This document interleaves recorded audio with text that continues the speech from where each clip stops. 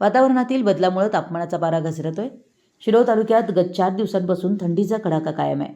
हवेत कमालीचा गारठा जाणवतोय। अवघ्या जनजीवनाला दिवसभरच थंडीने हुडहुडी भरली होती। दरम्यान थंडीची तीव्रता सहन होत नसल्यानं चिमुरडी तसेच वृद्धांमध्ये आरोग्याच्या तक्रारी बळावल्यात। गेल्या काही दिवसांमध्ये वातावरणात वारंवार बदल होतोय। कधी ढगाळ हवामान तर कधी कडक ऊन अशा विचित्र हवामानाचा शिरोळ तालुक्यातील नागरिक सामना करतायत। मागील 4 ते 5 दिवसांपासून तापमानातील घट कायम आहे। पुढील काही दिवस गारठा कायम राहणार असल्याचा अंदाज हवामान तज्ज्ञांनी वर्तवलाय।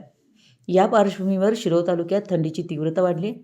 दिवसभरच गारठा जाणवतोय। थंडीच्या तीव्रतेमुळे जनजीवन विस्कळीत झाले। थंडीच्या कडाक्यामुळे नागरिकांना हुडहुडी भरत आहे। नागरिकांना उबदार कपड्यांशिवाय बाहेर पडणं अशक्य होत आहे।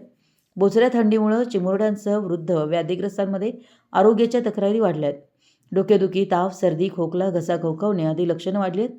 संसर्गजन्य आजारांची रुग्णसंख्या वाढू लागली आहे। कोरड्या हवेमुळे त्वचा रुक्ष होऊन खाज सुटणे, हातापायांच्या तळव्यांना चिरा पडणे, हातापायांची जळजळ होणे, टाचांना भेगा पडणे अशा तक्रारी वाढल्या आहेत। थंडीमुळे सकाळी व संध्याकाळी फिरण्यासाठी बाहेर पडणाऱ्यांची संख्या देखील कमी झाली आहे। रात्रीपाळीत काम करणारे कामगार व इतर कष्टकऱ्यांना थंडीपासून बचावासाठी जागोजागी शेकोट्या पेटवत आहेत। थंडीत घशाला ऊब देण्यासाठी परिसरातील चहा टपऱ्यांवर सुद्धा नागरिक गर्दी करताना दिसत आहेत। मराठी न्यूजसाठी कुरुंदवाडहून संदीप अडसूळ।